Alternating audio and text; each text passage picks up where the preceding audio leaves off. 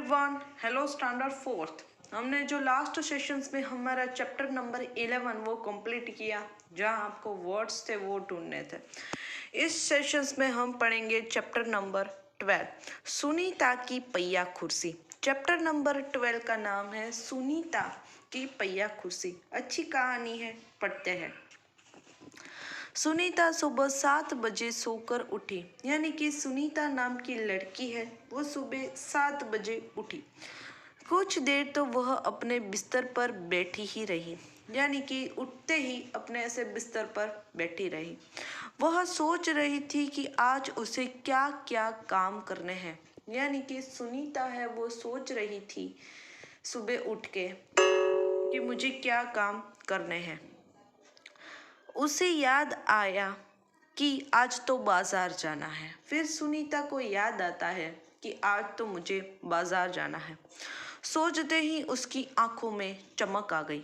सुनीता आज पहली बार अकेले बाजार जाने वाली थी, यानी कि सुनीता ने अपने सुबह उठकर अपने काम सोचे, तो उस काम में क्या था कि उस काम में उसको बाजार जाना था। तो वो बहुत ही खुश हो गई, और बाजार भी तो क्या अकेले जाना था शॉपिंग करने के लिए।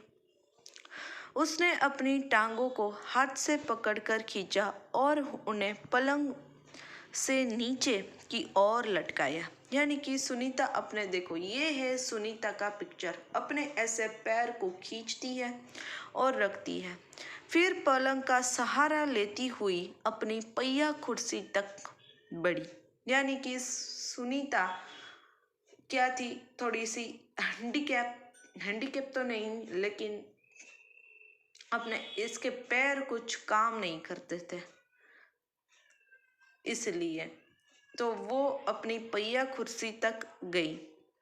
सुनीता चलने फिरने के लिए पहिया कुर्सी की मदद लेती थी, यानी कि ये लड़की की पैर में कुछ प्रॉब्लम थे। अब हमें पता है कि जिसके पैर में प्रॉब्लम हो वो ठीक से जो चल नहीं सकते, वो किसका सहारा लेते हैं, पहिया कुर्सी का। तो ये सुनीता का भी कुछ ऐसा ही था। आज वह सभी काम फुर्ती से निपटाना चाहती थी, यानी कि सुनीता को अपने काम है वो जल्दी से निपटाने थे। हालांकि कपड़े बदलना, जूते पहनना आदि उसके लिए कठिन काम है। यानी कि सुनीता के लिए कठिन काम कौन से है, कपड़े बदलना, जूते पहनना। क्यों? क्योंकि उसके पैर में प्रॉब्लम्स थे। पैर में प्रॉब्लम्स है तभी तो वो पहिया कुर्सी का इस्तेमाल करती होगी ना, इसलिए। पर अपने रोजाना काम करने के लिए अपने स्वयं ही कई तरीके से ढूंढ लेती है। ये सुनीता नाम की लड़की इतनी ही हिम्मत वाली थी कि सब रास्ते ढूंढ लेती थी अपने काम करने के लिए। हालांकि उसके लिए जूते पहनना, पैर में प्रॉब्लम्स थी इसलिए डिफिकल्ट था, तब भी वो अपना रास्ता है वो ढूंढ लेती थी। 8 बजे तक सुनीता नहा धोकर तैयार हो गई। सुबह 8 बजे उसको बाजार जाना था। सुनीता है वो तैयार हो गई ऐसे नहा धोकर। अब देखो आगे कहानी में क्या होता है। माँ ने मेज पर नाश्ता लगा दिया था। देखो ये सुनीता की मदर है, और उसने सुनीता के लिए टेबल पर नाश्ता तैयार कर दिया। माँ अचार की बोतल पकड़ना, सुनीता ने कहा। फिर सुनीता कहती है कि मम्मी मुझे थोड़ा सा अचार चाहिए, वो देना।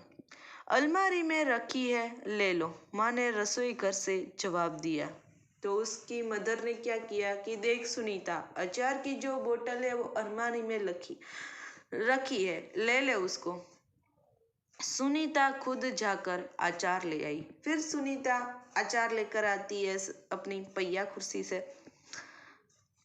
सुनीता नाश्ता करते करते उसने पूछा, माँ बाजार से क्या क्या लाना है? तो सुबह का नाश्ता करते करते सुनीता अपनी मदर से पूछती है कि भाई बाजार से क्या लाना है मम्मी, ऐसा।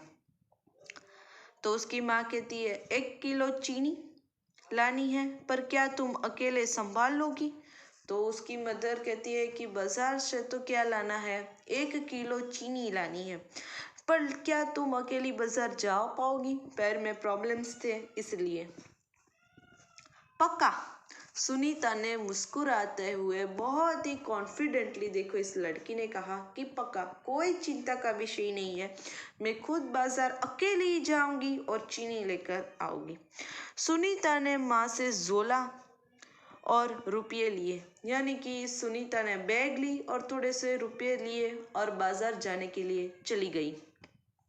अपनी पहिया कुर्सी पर बैठकर वह बाजार की ओर चल दी। देखो, ये सुनीता अपनी इस पहिया कुर्सी, व्हील चेयर जिसको हम कहते हैं, उस पर बैठकर वो बाजार चली गई। सुनीता को सड़क की जिंदगी देखने में मजा आता है। देखो, यानी कि सुनीता को जो रोड पर, जो सड़क पर जो सारे शॉप्स होती है, रेस्टोरेंट्स होती है, जो लोग होते हैं, उसको देखने में उसको मज़ा आता है ऐसे, क्योंकि वो पैर से तो चल के जा नहीं सकती, तो ऐसे ही देखकर मज़ा लेती है। चूँकि आज छुट्टी है इसलिए हर जगह बच्चे खेलते हुए दिखाई देते हैं। यानी कि सुनीता ये जिस दिन बाजार गई उस दिन क्या थी? छुट्टी थी। तो छुट्टी में अक्सर जो सारे शोरूम्स थे बंद थे और ज़्यादातर बच्चे खेल खेल रहे थे, गली मोहल्ले में खेल खेल रहे थे बच्चे। सुनीता थोड़ी देर रुक कर उन्हें रस्सी कूदते, गेंद खेलते हुए देख रही थी। यानी कि सुनीता ऐसे रास्ते में बाजार जाती है तो देखो इन बच्चों को जो गेंद खेलते हैं, जो बच्चा खेल खेलता है अलग अलग, रस्सी से कूदने का खेल, गेंद खेलते, तो सुनीता ऐसे व्हील चेयर पर बैठी बैठी सबको देख रही थी।